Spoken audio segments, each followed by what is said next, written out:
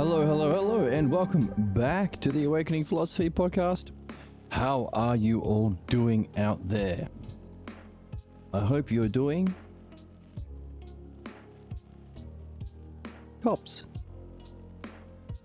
Last time we addressed the haters, and we also came to a discovery that even though the haters have been hating on the Logos, as is the cognitive function of belief, in particular, the false belief about self we're identified with and the false belief about reality, both of which form our family clan way of being. Beliefs, especially of those kinds, function in opposition to Logos, which is fantastically interesting because what we have been discovering in the last few weeks is that we're here to seek and follow the Logos. Only if we seek and follow the Logos with the three aspects of our soul can we bring the three aspects of our soul into one. Why is that? Well, you can desire physical goods or pleasures, physical pleasures, with the inward good desiring part of the soul.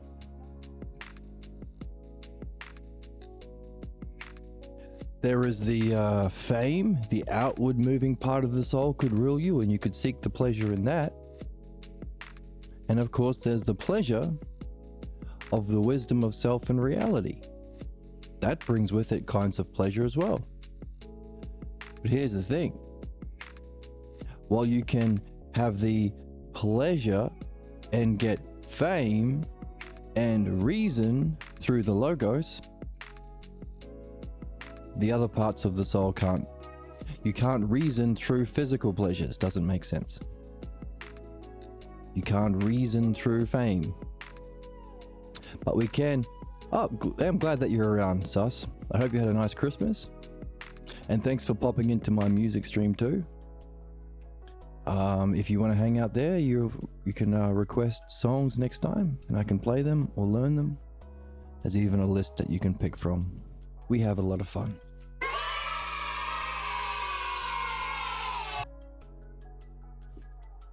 So, to review what we have come to about our development through the causes or through our anagogic spiritual / educational / evolutionary development, a soul seeking the Logos can be the material cause engaged in the activity of reading. We can be a sort of person who reflects on our reading. That's a nice way of functioning. Cause 3. A soul that seeks the Logos. The virtues that can unify our soul. To desire, to seek, and to reason according to the Logos at all times. To seek the Logos. And to be ruled by the Logos or following the Logos. Can engage in the kind of activity that we do on this channel. Reading books about the Logos. Allowing you to function in the world in a way where you reflect on your vision and understanding from your reading. Third cause, which if you continue in the game, you can realize there is a paradigm or model behind the texts and the Logos itself, which also means behind reality, because the Logos isn't just the paradigm for the Logos, and it's called the dialectic. So the dialectic isn't just the paradigm for the Logos in reading, it's also the paradigm for everything. It's the paradigm. So when we say we're learning to read, we're also learning to see reality. To read without interpretation, adding what isn't there or leaving out what is, so too for reality. So, having discovered that there is a structure behind reasoning itself, the Logos, the principle of reasoning that we want to be following as good souls, the best kinds of souls, good noodle souls, that is a precondition, therefore, to participate in the activity of the dialectic. As a soul seeks the Logos, so too mind can seek to be ruled by or seek and follow the dialectic. and engage in the activity called the dialectic. So there's our new activity of mind. With the new functioning cause, number 3, the dialectician, to realize that there's a paradigm behind the ideal functioning of mind. That's the penultimate spiritual experience. One of two. Second last. Mind knowing itself, and through understanding as well, knowing and understanding itself as reality. So mind and reality. Or the brilliant light of pure being, which of course is the greatest kind of pleasure, bliss. And the paradigm that you can both know and understand, there's our wisdom. Wisdom is both.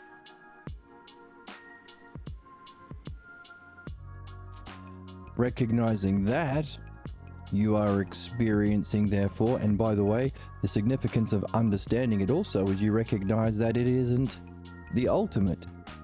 If it's an experience, there has to be a cause for the experience, or something having the experience, self.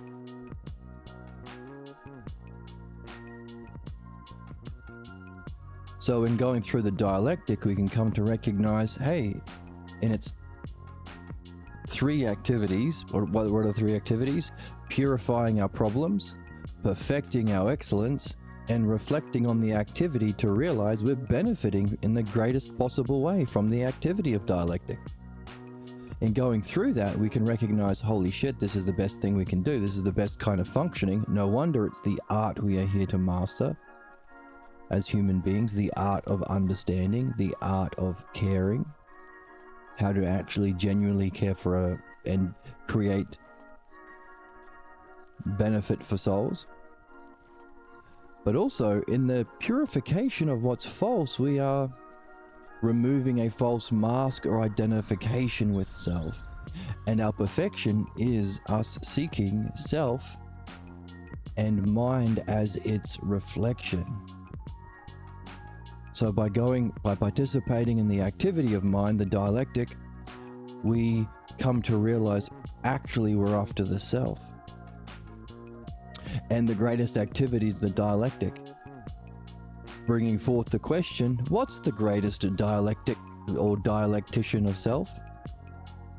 Who knows about ourself and our false idea of self? That's the underlying cause of our problems.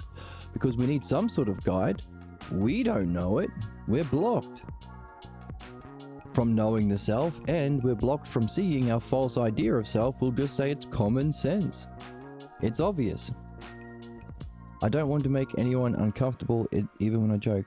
Oh, you haven't made anyone uncomfortable. You haven't really done anything. I think you stopped into the music stream and said hello, and unless you were typing into some other Twitch stream, you didn't type anything else that I could see. You may have been inadvertently hitting on the wrong Twitch streamer. Shame. For shame.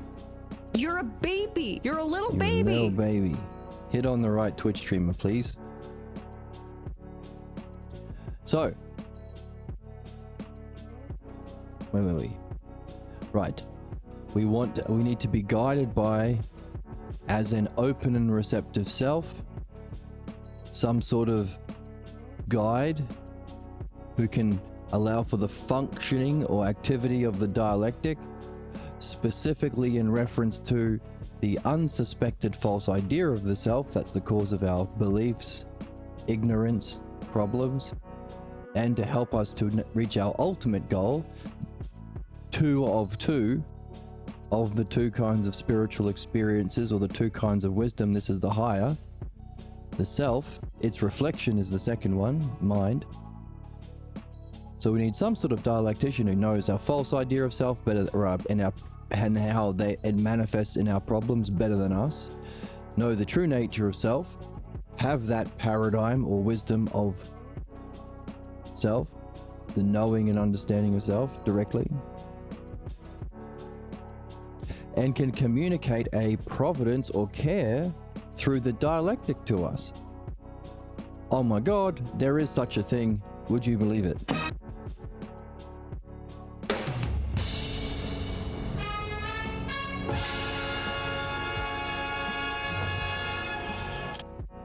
Our dream maker has all of those things, which is why dream analysis involves the same activity of the dialectic, purifying what's false, perfecting what's true, and reflecting on the activity, including the dream maker itself. So, as a soul seeking the Logos, seeking and following the Logos, in our reading and reflection with our friends, as a mind seeking and following the dialectic, in the activity of dialectic, midwifery and philosophy, perfecting and purifying, and as a self seeking and following the dream maker to reach our final goal, to first of all master the greatest art, the dialectic applied to dream analysis, reach the greatest model or paradigm or blueprints, self knowing and understanding itself directly, and that for the sake of which we've gone through this big journey, to unify with the next stage of man, in a stage no longer of man, but that to which he has joined, which may very well be the self as the dream maker, functioning through the art we've perfected according to the model that we have in order to function in our ideal way most providentially.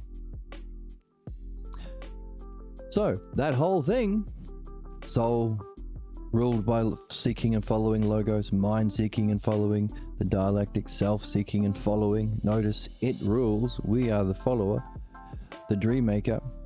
That whole thing begins with seeking and following the Logos. So can we see why belief, which is not understanding, it's believing someone else, it's believing someone else from your past, it's not because they reasoned well, they didn't have to show any evidence, and they could have picked some evidence or reason, but not necessarily. In fact, most belief is functions in opposition or contrary to evidence and reason or Logos, because they wouldn't say just believe me if you could just understand it. But anyone who says stop at the level of belief is specifically harming you, because you can't begin your upward movement. You can do your problems, because as we've seen, belief is the cause of our problems. So belief in principle is bad, and either incidental truth to truth or indirect opposition to truth.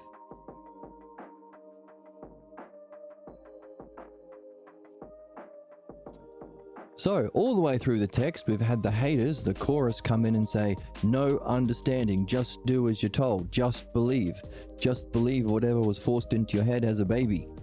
No Logos, no Logos, no Logos. They were afraid of their own development of mind. Wonder where they learnt that from. Can't have been reason. This one? There's only two options at the end of an argument. No, the problem is that you can't reason someone out of a position that they didn't reason themselves into. Can't have been through reason. It must have been through shapes and colors. Shapes and colors is the furnace of belief. The appearance of our parental figures, and if they are similar enough to our parental figures, our political, religious figures, their appearance of being wise and knowing because of the shapes and colors, or their way of being or state of mind as they were pretending when we were too young to have the Logos to ask questions and know better. Shapes and colors. And as we've been saying, the way of benefiting is seeking the Logos and reflecting on the Logos in reading with our soul, with how we spend our time as an ensouled body, participating in and following the dialectic with our minds, and the self following the guru of the self, our dream maker. That's benefit. And each one of those 3 activities, you have to learn how to do it properly. And the definition of doing it properly is specifically without belief. To read what's on the page means you can't project what you're carrying in your beliefs. You can't be blocked from seeing what's there because of your beliefs. Equally so, the dialectic is to specifically surface the beliefs you're carrying so you can remove them, so you can further develop an understanding. And ultimately for the self, the false belief about self that you have identified with. So each of these activities are seeking to remove belief. Belief is the cause of our ignorance and our human sickness. Belief. Why believe someone else? Why carry that and project it? So if the Logos is necessary for benefit, thumbs up, and belief is in opposition to Logos, we can understand why fascist beliefs, religious beliefs, family, clan, tribal beliefs, racist beliefs have been the cause of so much ignorance, suffering, bloodshed, and violence throughout human history. We can also come to the conclusion that any authority figure who's functioning through belief can't actually benefit the people who they're supposed to be benefiting. For instance, if you're a doctor, you can't do surgery or benefit your patient with belief. If someone comes in with a broken arm and you say, well, have you tried praying? Have you tried hating minorities? That won't actually benefit. All that can do is do harm.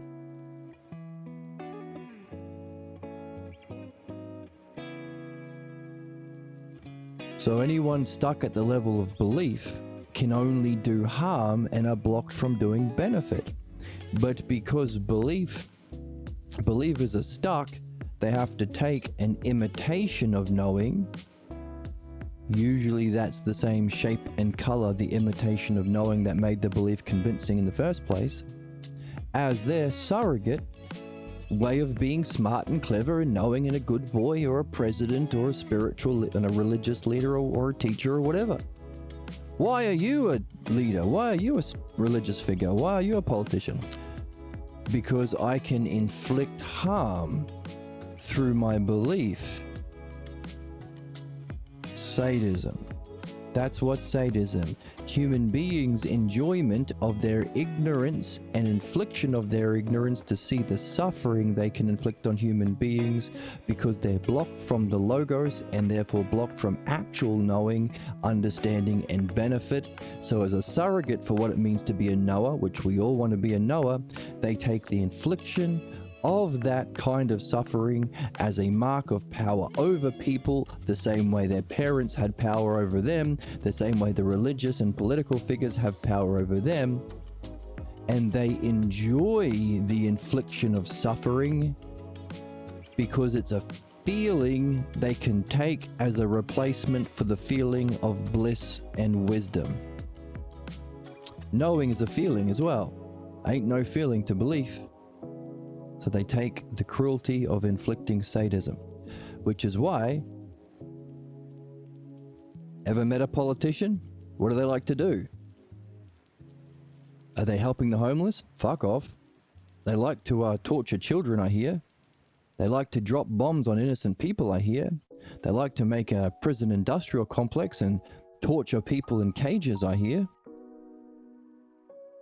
Don't seem to care about housing everyone and universal income and universal equality and universal healthcare and universal housing and universal needs and universally sharing the universal resources using universal technology, universal to meet all human needs in an efficient, sustainable, renewable way, removing the need for work or slavery.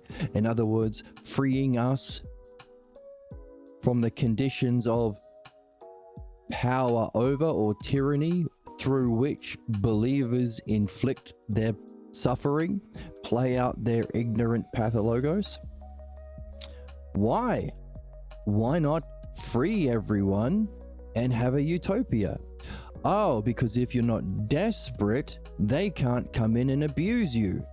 If the children are not desperate for money because they've been living in an impoverished state ruled by religious authority figures and politicians, Donald Trump and Epstein and their friends can't manipulate children for their sexual and disgusting pathologos power desires through money. And if there's no communities because they've been impoverished, there's no solidarity that can help protect from these predators. Put an end to the manufacturing of weapons that only hurt. They can't help. Guns and bombs and tanks have never helped anyone ever. They can only inflict suffering. Capitalism, same again. So we are playing out the implications of belief-based functioning in opposition to our literal purpose, the development of logos, preventing us from engaging in the three activities we're here to engage in: reading, following the logos as a soul; dialectic, following the dialectic as mind; dream analysis, following the dream maker as self. So, we are experiencing what it's like to exist as a soul, mind, or self in opposition to our purpose, or in ignorance with our purpose, or to be carrying a false belief, a false imitation of what it means to be actually knowing and wise in mind, authentically ourself, and understanding. Those three levels. So we're experiencing a kind of hell on earth to show us the implications of failing to pick up our job and do our purpose. Make use of ousia and logos, our capacity for self-reflection and understanding. So, and in the text, the chorus has been representing those people. Every stage they've been saying, "Bah humbug to understanding, just believe and do as you're told." But also saying things like, hey, we don't even believe our beliefs. If somebody else is in charge, we'll switch. Hey, ever notice as the tides are starting to change against Donald Trump, all of these right-wing and religious grifters who grift through belief are suddenly changing their beliefs because they know that the tide is turning? Yeah, that's right. There's no integrity to belief. There's no principles within belief. As a principle, beliefs are in opposition always. We are a group defined as Mormons in opposition to the other religions. One rule for thee and another rule for me. Ever notice that the belief-based groups don't seem to care about the law applying to them? Get very mad when the other groups have success or do something, but when they do it, it's fine. So belief, that's the nature of our problems, and the chorus has been representing the believers, but something strange has happened. We're about 80% of the way through the book, and a change has come to light. Now, because the chorus has been stuck in belief and fervently loyal to their own ignorance and suffering and injustice that they will suffer in this life, and as a consequence of inflicting that injustice upon others, they will reincarnate into another lifetime on this, where they will suffer what it's like to feel that injustice, as we see so many people suffering in such injustice here on our planet every moment. So, fervently loyal to their own teachers of ignorance and their own ignorance themselves, but something's happened. So, because they are anti-logos, they can't read. Because they're afraid of mind, they can't participate in the dialectic that Jesus and Socrates are going through. And because they have this unsuspected idea of self, and the greatest taboo within belief is to follow your own goals, your self goals, no, a believer follows the leader. You don't think for yourself, you do as you're told. You can't be greater than God. That's heresy. Surely the self is not greater than God? Well, it is.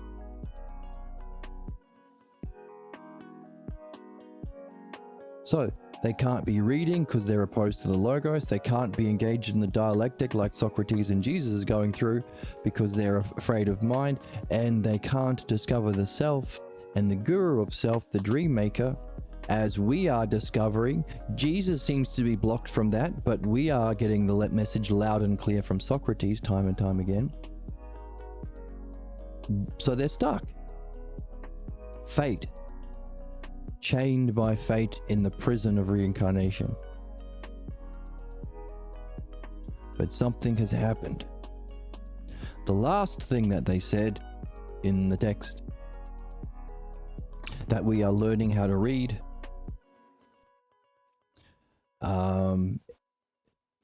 according to the paradigm of reading, which turns out to be the... See? Let's look at it on the board. Here are our three categories: soul, mind, and self, which you might even relate to the third hypothesis, the second hypothesis, and the first hypothesis of Parmenides. That's been mentioned in the book. Perhaps keep an open mind about that. Right, so to even start reading these Logos-based books, the books we read here, books written by masters of the Logos.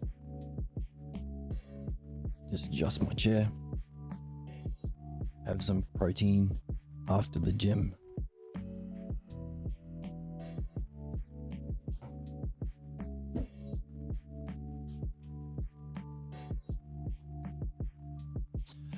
To be receptive, to be the receptive material cause, you have to be seeking to be following the Logos or ruled by the Logos.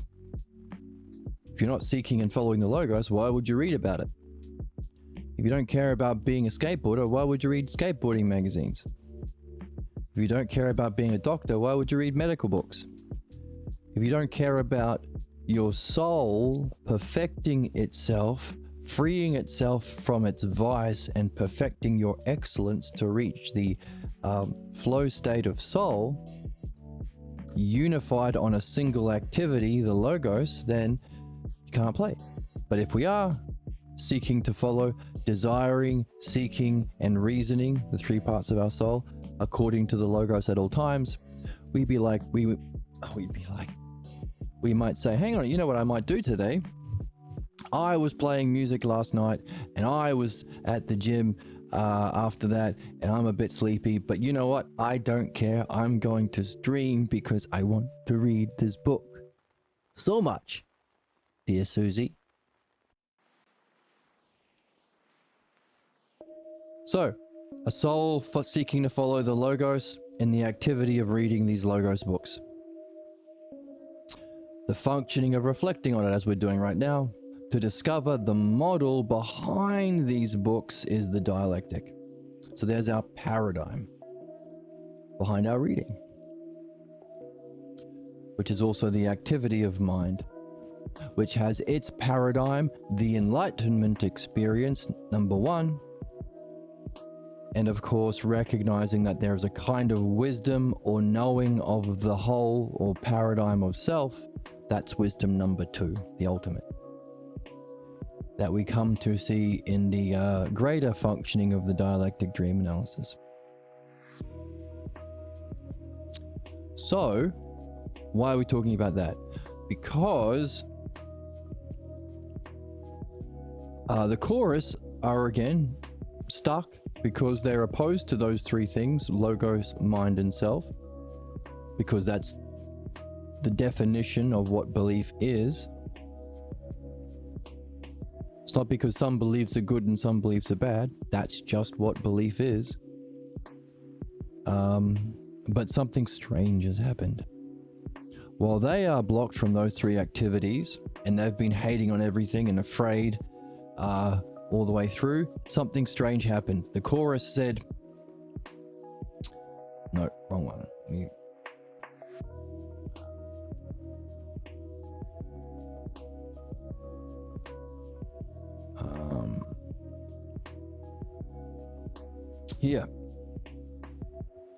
Here's the chorus.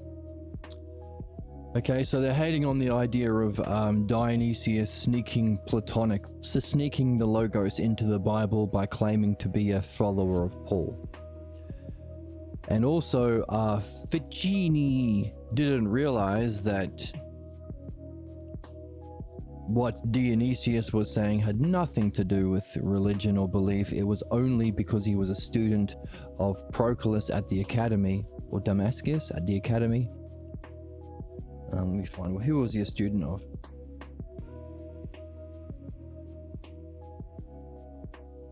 Proclus. So he was a student of Proclus.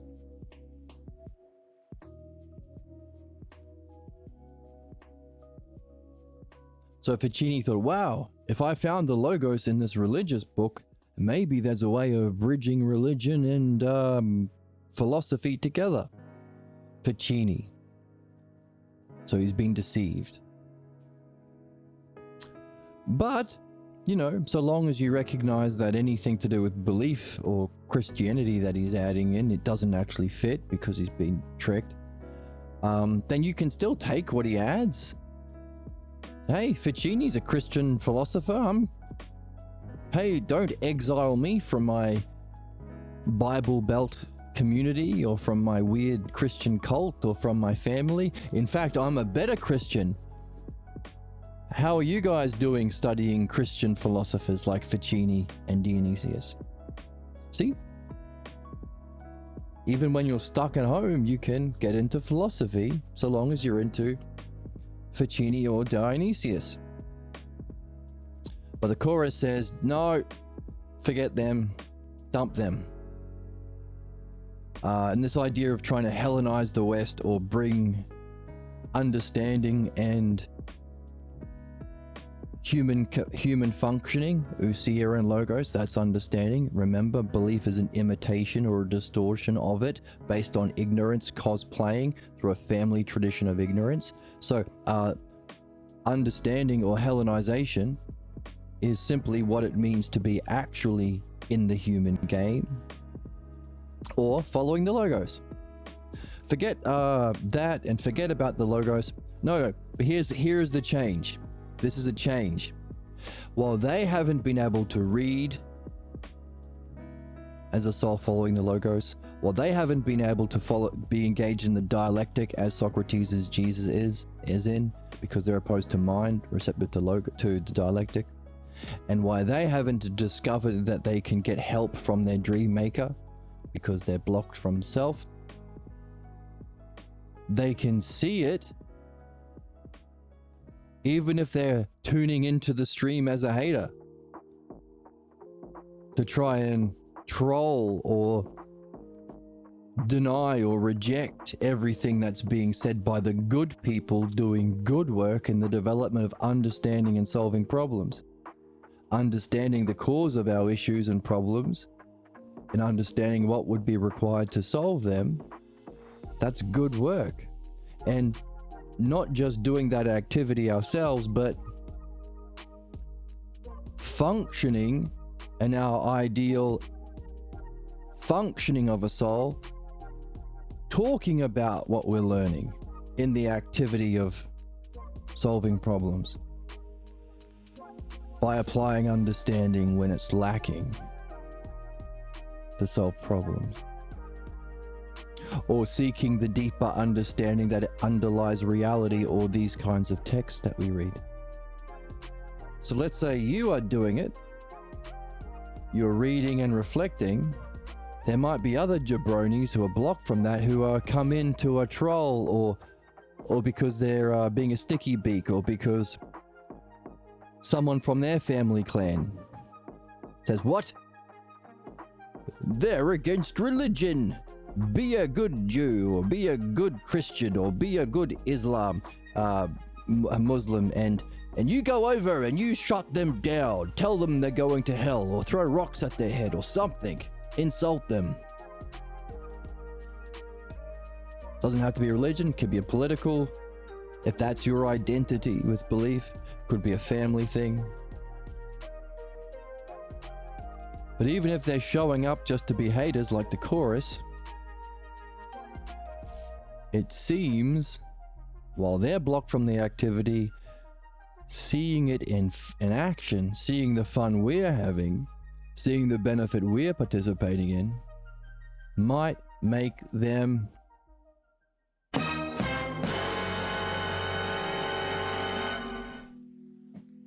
curious.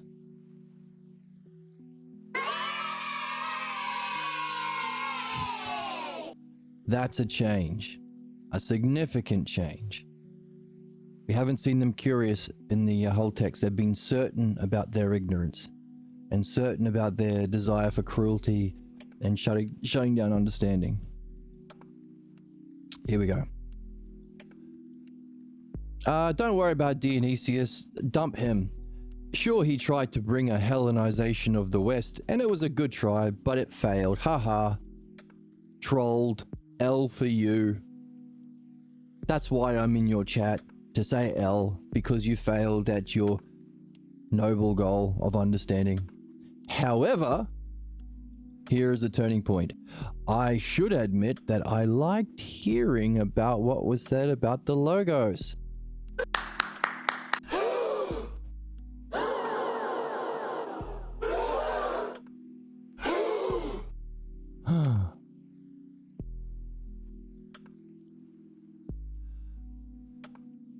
For the Logos did take on the flesh and it became what we can believe in. All right. Notice, with every new insight, understanding, or stage of development comes the... Damn it. Button.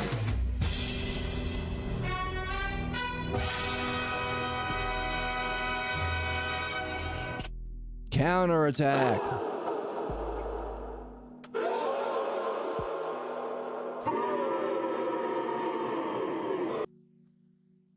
Counterattack. Remember, there's two activities involved in all of this.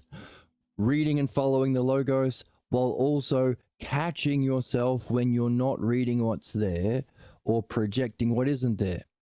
So it's learning to follow the Logos without the interpretation of the beliefs you carry in with you that either blind you or cause you to throw at what's there. Hey, I love pancakes. You hate waffles. Where did that idea come from? You love pancakes? That must mean you hate waffles. You're carrying it with you. You're carrying that and throwing it on what I said. We have to look for both as souls seeking the Logos. What's the Logos in the text that reflects reality, and what's our Pathologos causing us to not read but interpret? Equally so for the dialectic, two things. Address our problems through the dialectic and develop our reading to give birth to sick ideas we're carrying that are causing our problems and give rise to good ideas that elevate us. And what's the activity of dream analysis? To finally uncover the false idea of self and come to know and function through and join with, in our highest sense, that for the sake of which our final goal, the self. So every time there's two things: perfection and purification. When you have a problem with your toaster, you can fix the problem, but you also have to find out why there was a problem in the first place. Our desire is, our purpose as a species is to give birth to our realization that we have to make use of our capacity for self-reflection and language, ousia and logos, to follow the Logos, learn to read, learn to do the dialectic, and learn dream analysis. That's our literal purpose. But The other half of that game is, as we do that, allowing us to find and understand the universal principles and apply them universally to solve problems and reach excellence universally on our planet. There will be all sorts of different kinds of family clan beliefs that will surface in opposition.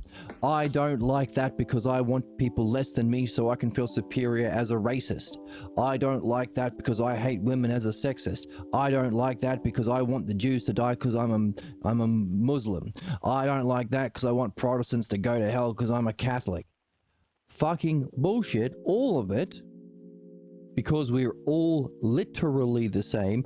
All of those things you're falsely identifying with, Muslim against Jews, Christians against Protestants, whoever, racists against different color, sexist against different gender. That's not real. That's belief. It's the fake that keeps us fighting. What's real is our development of logos or understanding, mind or dialectic, and self or dream analysis. That's universal. That's the awakening of the true age of man, which finishes in the higher awakening or joining with a higher state, no longer to that of man, but that to which we've joined. Said is in as it was said in as it was said in the text. So we have to verify that for ourselves, of course. So all the way through, it's a principle. Humanity, we have to surface all of the family clan beliefs that will happen. So you can say, why are we going through all these problems we're going through? Hey, was it necessary for us to wake up? If we don't value the logos and we allow belief-based functioning within politicians and religion, is that pretty fucked up? Do people say everyone's entitled to their own beliefs? That's something humans say. Is it a good thing? Well, why not? It sounds nice and polite. That's what we're going through. We are going through the extreme injustice and suffering and ignorance that comes when we do not follow the logos and we pretend there's no difference between ignorance and wisdom, between belief and understanding. Hey, any old opinion is right, so just let fascists do fascist stuff half the time and let good people do good stuff half the time. There's no difference. Bollocks. We demand understanding and never belief from every other profession, doctors, pilots. We demand that a pilot cares for every single one of his passengers and never does any cruelty. Same thing with doctors, care for every patient, never just use your power to inflict cruelty. Why the fuck do we not demand understanding always and never belief from every single politician and every single religious authority? Why is it the exact opposite for those two? And why do we allow cruelty within religion and cruelty within politics for only those two professions, but none other? Because that's our stage of learning as a human being.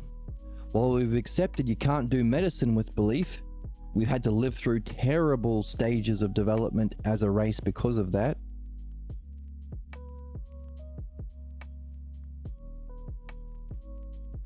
And equally so for other professions, there are two left for us to recognize.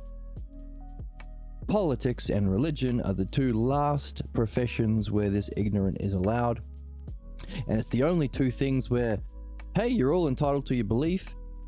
Never ever has a passenger on an airplane said, hey, that pilot's entitled to any old belief. Who cares? Human beings don't function through their beliefs. So long as he doesn't function through his belief, he can believe whatever he wants. No, we never ever say that. We say, we hope to fuck he never uses beliefs, he only uses understanding. because we recognize you do function through your belief. Everything except for the two things you're not allowed to talk about in our society. I wonder why. No politics or religion at the dinner table, on Thanksgiving, at Christmas. I wonder why we're told that bullshit.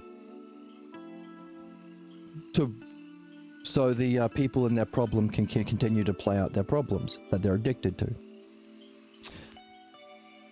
So, similarly, as we are to surface all false beliefs in opposition to logos, mind, and self, so too individually we have that same two things happen. So here we have the chorus discovering a joy in the logos or a curiosity in the logos, but then also having a counterattack too. You gotta do both. So I liked hearing about the logos because it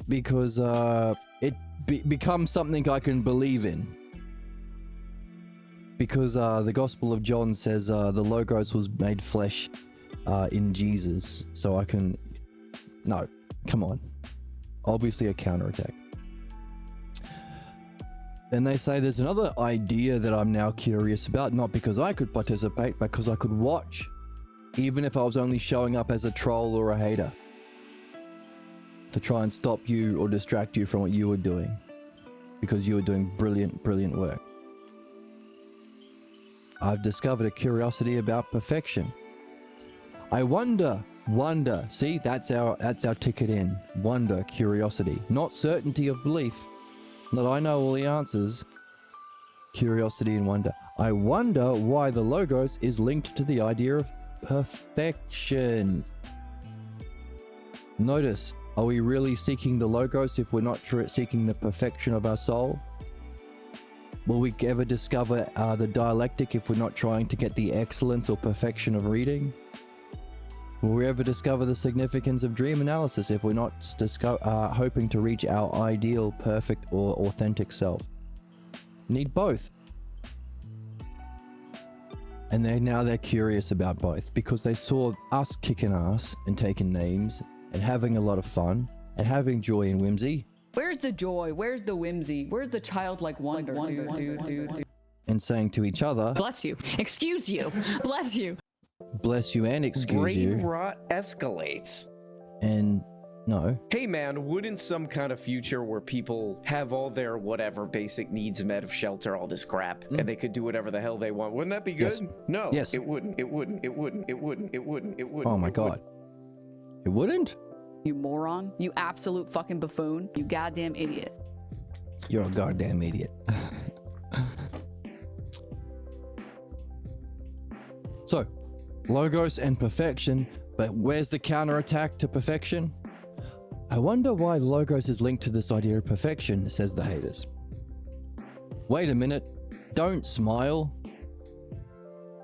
I wanted to be a troll. I'm sad and angry. My parents were sad and angry. My preacher is sad and angry. They talk about the devil and hell and immigrants and women in a way that makes me sad and angry. Why are you having fun and smiling in your joy and Where's whimsy? the joy? Where's the whimsy? Where's the childlike wonder? Don't smile. The idea of perfection is the weakness in this discussion. So they've gone from their curiosity, it's wondering about how our perfection is linked to the logos. We can see it because we've been doing the work. It's always the logos. That's the thing. It's always the thing. Reading is following the logos and seeking the structure of the logos in the text and the mind of the author. The dialectic is following the logos. The logos as it unfolds in our problems or in our development according to the structure of the logos called the dialectic. We follow the logos of our dreams. That's the language of dreams. You apply the dialectic to get the logos or language of our dreams. So that's how we perfect our soul, mind, and self. So then they're curious about it because they saw us doing it and having fun. But notice, they get an insight or an idea or an understanding, or in this particular case, just a curiosity, and straight away comes the counterattack. That's why there's always two. The true self and the pathologos self. Philosophy and midwifery in the dialectic. Reading and interpretation or following the logos and interpretation in reading. Good to know because we're human beings. So that's where we are.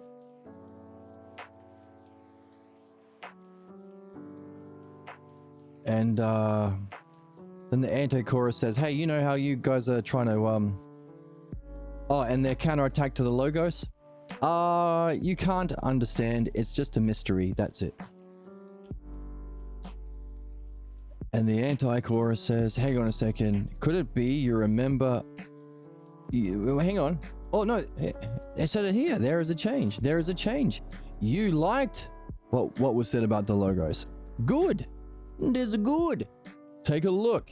Could it be that you are a member of one of those divisions that they are talking about, called belief? If so, could it be that you can't hear, blocked, or accept anything other than what you believe in?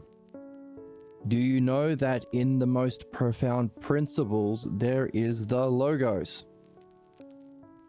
And this logos was with God, as it even says in the first couple of sentences of John. So it's divine. So for us, the two enlightenment experiences, luminosity of mind has the logos in it, and the self has the logos in it. Different sorts of ways, one the reflection of the other. That's why, and that's how logos can be our method, our purpose. Thus, the single function that we can have in all aspects of our soul at all times, or the virtue of our soul, is follow the logos, desire the logos, seek the logos. It's just all logos, baby.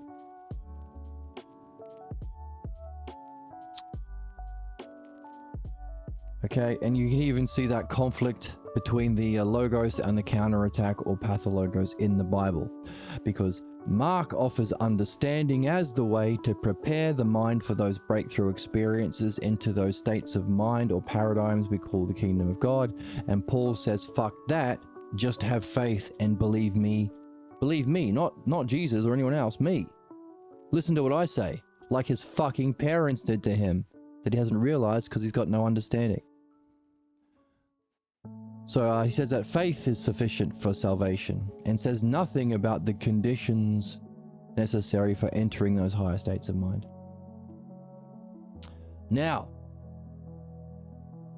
that we have an understanding of our purpose, soul seeking logos and reading, mind seeking purification and perfection in the dialectic, and self seeking to remove the image of self and know the self and function through it ideally.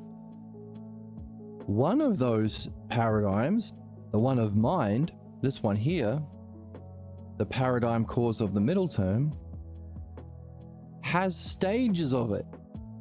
Some people have a glimpse of that luminosity of mind, or maybe have a deeper experience in all sorts of different ways. But there are depths and levels.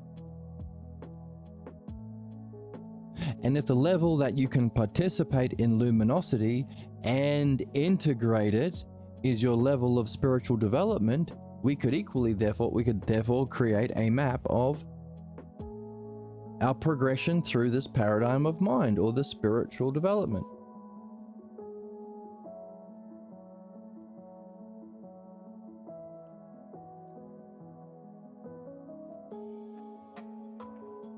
Socrates says, I would have liked all of the stages of enlightenment, including the movement from the mind paradigm to the other side, the self, from a glimpse to the final stages, fully worked out.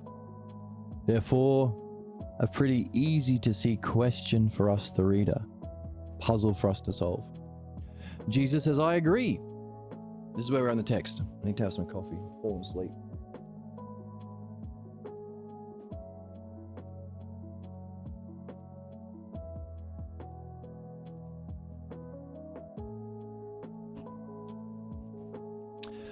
By the way, says Jesus, before our talk, Socrates, I encountered Zen masters and they spoke about their use of the ox herding pictures for that very thing. In each picture, there is a profound and beautiful statement of the state of mind of the seeker, also what is encountered, and also how it functions. And each one ends with a suggestion of its sequel, so that as a whole, or what we would say, the end of one realm is the entrance into the beginning of the next, or the parts give rise to a greater whole, or a greater kind of functioning, which can begin the next stage. So in our soul seeking the Logos through reading, when we finally discover the paradigm, the dialectic, we can have the highest kind of soul, which transitions, which is the next stage, the lowest kind of mind.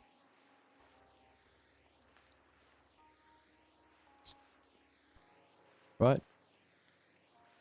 And the highest kind of mind is one curious about the self. Now you're in the beginning of the next realm. So we might see that in the ox herding pictures.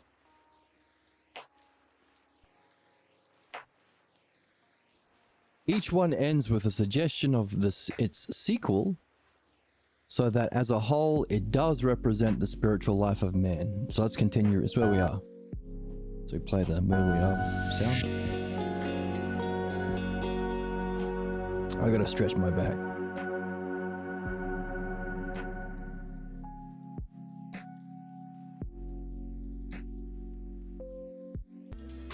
Okay, keep reading. Socrates, in response to that, I had no, Jesus, no. I had not learned of their map of the spiritual journey of the soul. Ooh, soul.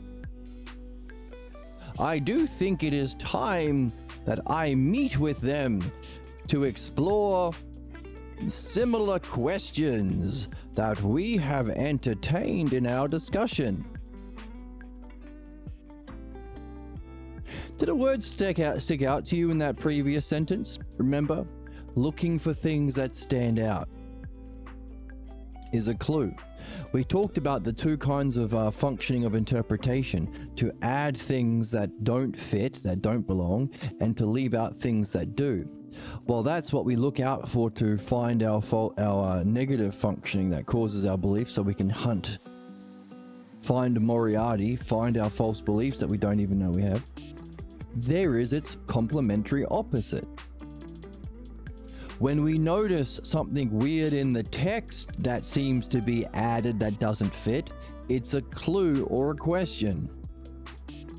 If we also have noticed something left out because we have recognized the structure within the text, the dialectic, and or the analogy that's being presented, but we've noticed some things missing, a king is to his people as he is to his castle, as he is to his chariot, just as the shepherd is to its sheep.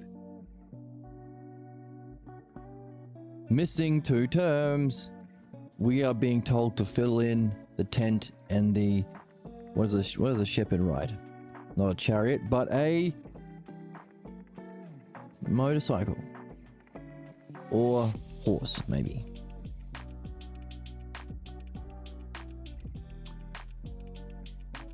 Now, for me, did you have anything stick out?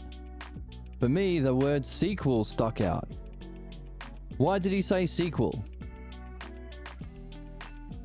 Each one ends with a suggestion of its next. Each one ends with a giving rise to a greater whole that's ready to participate as the greatest of this level, but through hyparxis, the lesser of the next. Each one ends with a suggestion of its next step or stage. Why sequel?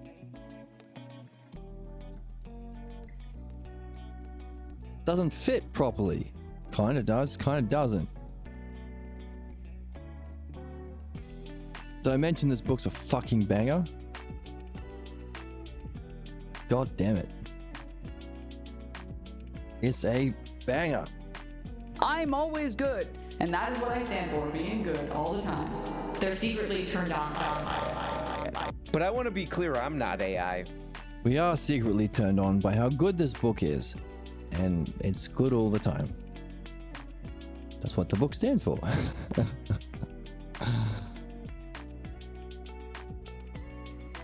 Socrates says, after we have this weird idea of sequel that stood out to us, I hope. No, I have not learned of this ox herding pictures map that you said of the spiritual journey of the soul. I do think it's time that I meet with them to explore similar questions that we have entertained in our discussion. In other words, maybe if you have been able to understand the paradigm of the text or dialectic of this discussion here,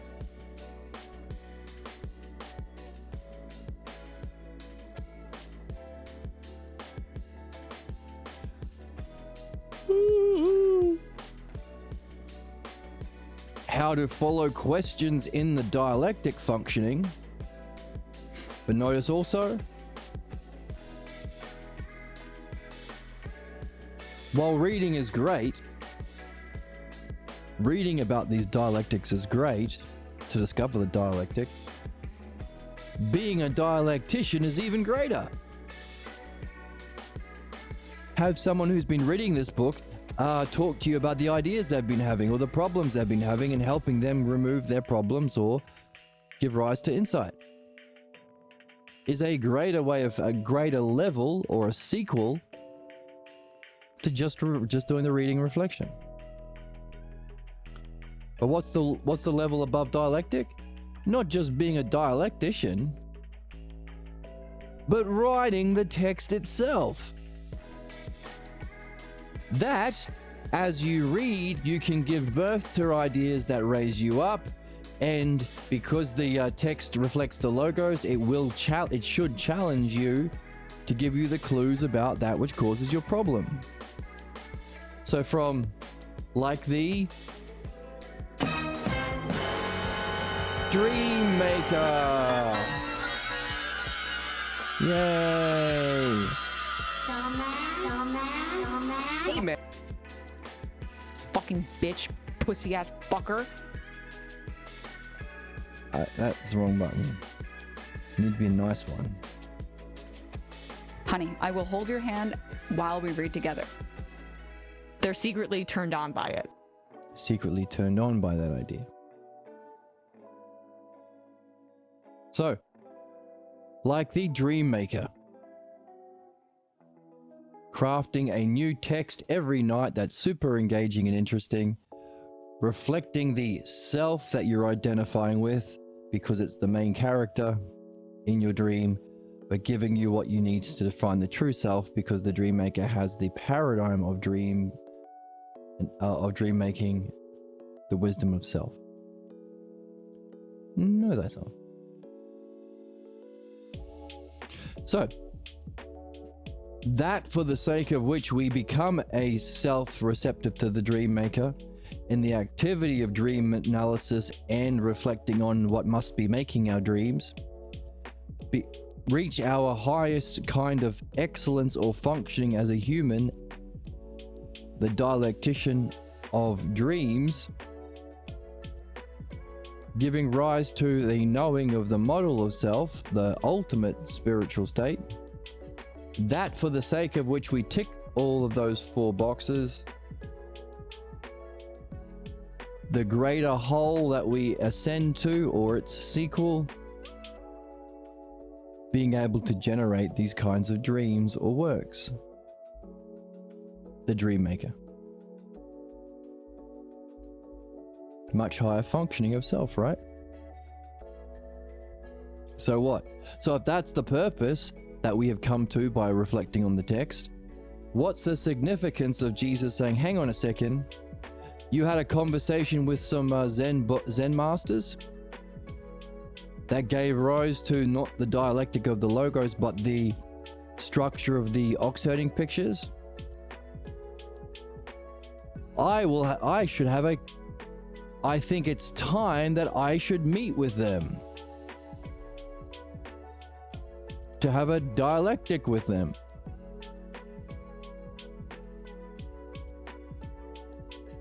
In a sequel, who's supposed to write it?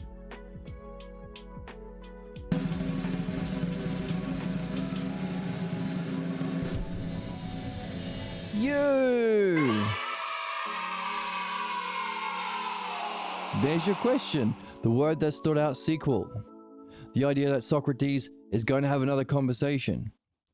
But it has to be a conversation that reflects what happened in this discussion. So if you've gone through this discussion sufficiently, you will have recognized the pattern of this discussion and the pattern of how Socrates functions through that same dialectical pattern as the character of that discussion, to the point where you should be able to write the sequel to this book.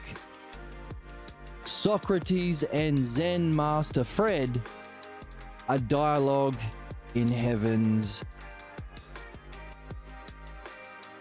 ashram, in heaven's sauna room, resort, in the holiday resort of heaven. You pick the title, it's your sequel. See, discovering the hidden questions? Jesus responds to that idea. Now that would be interesting to learn about, wouldn't it? If only there was someone to write that book. You. I'm sure I would enjoy learning about it. Right. So maybe you can, if there are some ideas that Jesus hasn't been able to participate in, maybe he can be like our chorus and watch and benefit by watching and becoming curious by watching what the good people are doing. Like the chorus was. So maybe for the chorus, instead of the chorus, you'll have Jesus. That's an idea. Because he's learning about it. Jesus continues, if you do go ahead, I believe you should call it... Oh, here we go. See?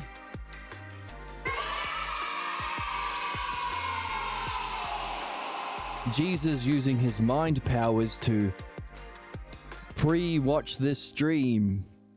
Jesus, you sneaky.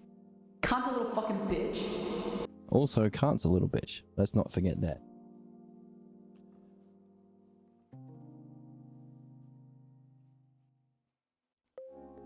Jesus pre-watched the stream. Ha ha ha ha.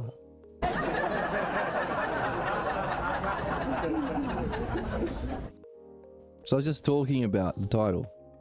Anyway, what does Jesus say? I think you should call it a dialogue between Socrates and the Buddha. Oh.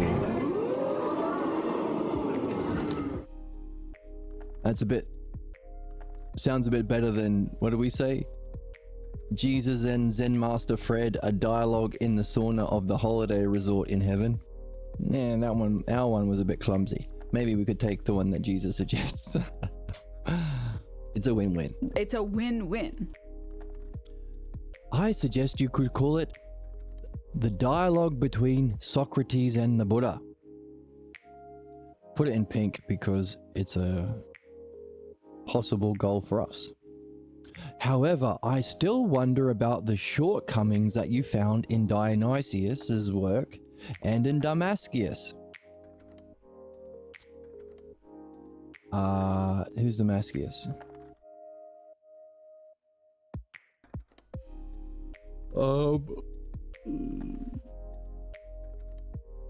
Damascus. Have we talked about Damascus yet? Let's find him in the book.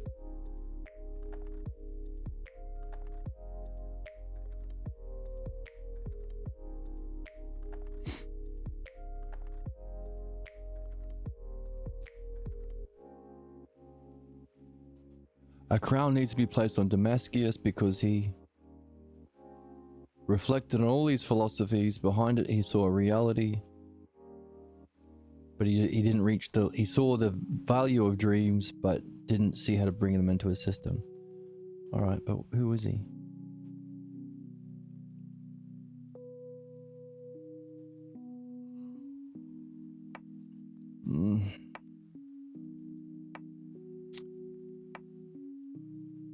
Oh, he's the last teacher of the academy. Of course. We will need the last philosopher of the Athenian academy, Damascus, who was teaching at the academy when it ended when the Christian emperor Justinian, fuckface McGee, who we say to... You just blow in from Stupid Town? He always blows in from Stupid Town. He lives in Stupid Town. You absolute fucking buffoon. Wrong. You're fucking bitch, pussy-ass fucker. That's a good one for him. Closed down the schools in 529, which happens to be when the Dark Ages started. There you go. So, right. So what's common about Damascus and Dionysius, the lion in wolf's clothing, they both acknowledged dreams, but they both failed to see the significance of dreams. But thankfully for us,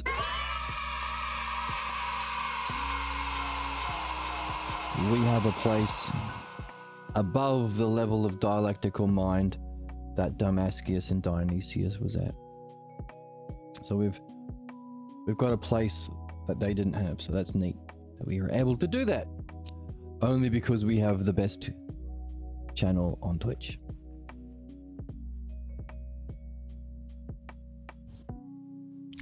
Many are saying, some are saying, I am saying.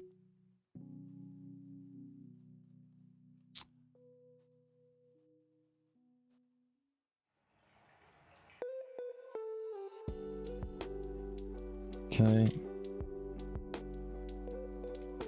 I still wonder about the shortcomings that you found in Dionysius' work and in Damascus, or should we stop here? No, you are right to recall what they both ignored. In Damascus' history of philosophy, he does appreciate the role of dreams, but not their interconnections with dreams and visions. Our Dionysius, because he's in both traditions. Our Dionysius, like the Bible and Academy, our Dionysius does not have a place for them within his theology. I would like to hear from you if you have had dreams that included divine illumination as their central feature. Now that I reflect a bit on this issue, I think I would like to know what road did you travel that brought you into philosophy? Did dreams play a role? You are among the... That's Jesus, sorry. You are among the few, says Socrates, who know the right questions to probe into your subject. So, among the few who know what questions to ask to get into the topic. Special people, if you've ever seen one.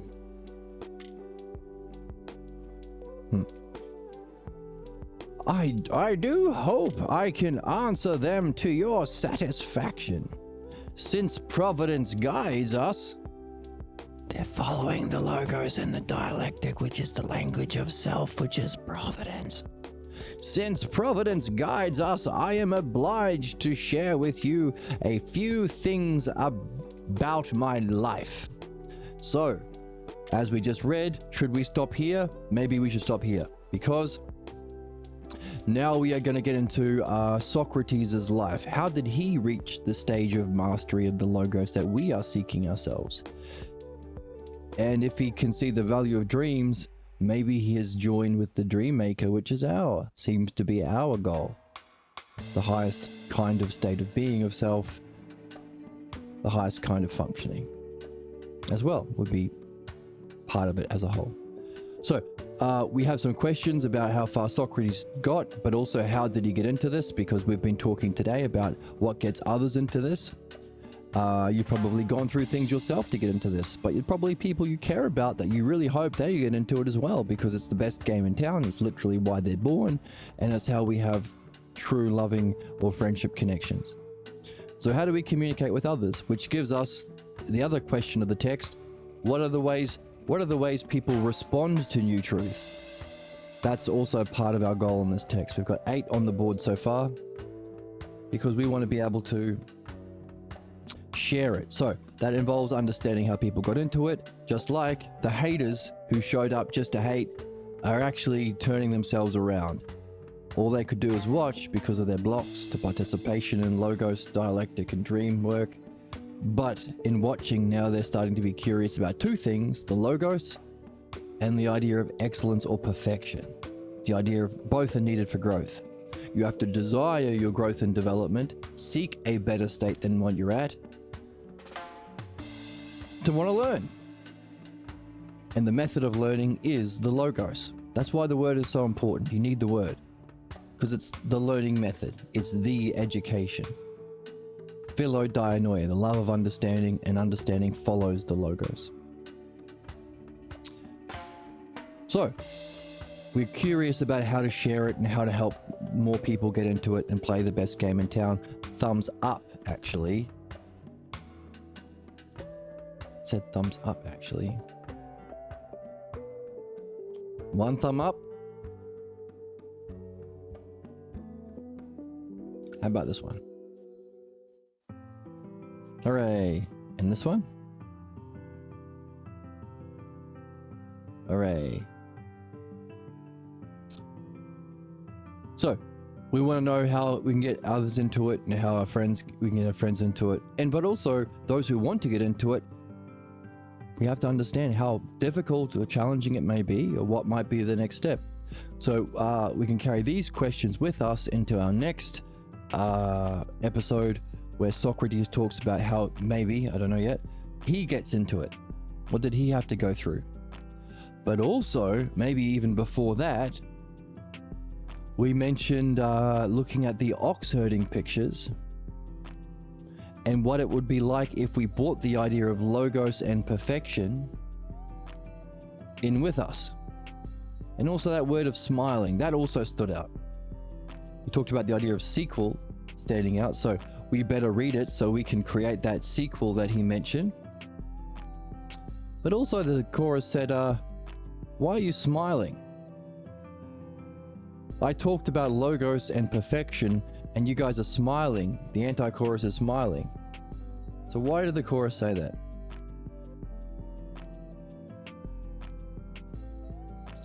I liked hearing about the logos, and I wonder how logos is related to perfection. Wait a minute, don't smile. See, I don't know what the significance is, but it's something. It definitely stood out, like the word sequel stood out. That's looking for terms or key terms that stand out. It's part of finding questions and clues. So maybe next time we will take a quick look at the ox herding pictures and see if we can find all of those things that he's asked us to find. The material for our writing a sequel called Buddha Fred and Socrates, a dialogue in heaven written by you. But also, we also want to see if we can find all of the stages of enlightenment from a glimpse to the final stages worked out. And we also want to see how that might play out with the idea of pictures, statements, states of mind, what is encountered, how it functions, and the resulting whole.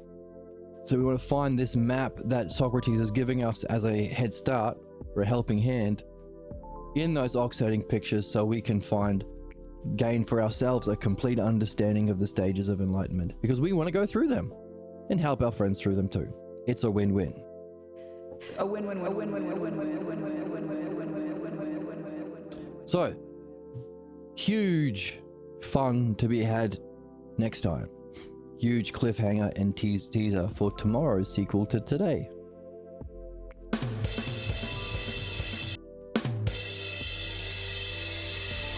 What if a chimp had a cell phone?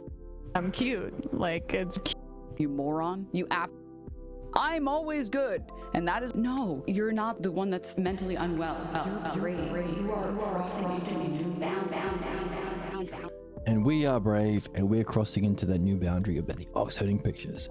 So, exciting stuff. Thank you for joining me. If you want to donate to the channel, you can. And if you want a link to the PDF, there's also a link below for that, as is for the donation.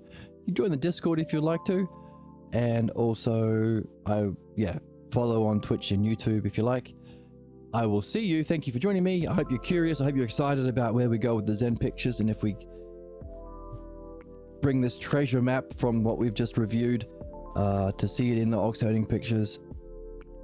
Exciting stuff. And then after that, how did Socrates get into it? Thank you once again for joining me, and I will see you in the next.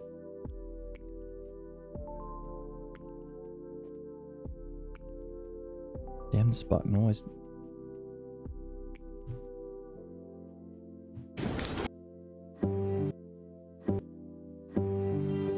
See you in the next one.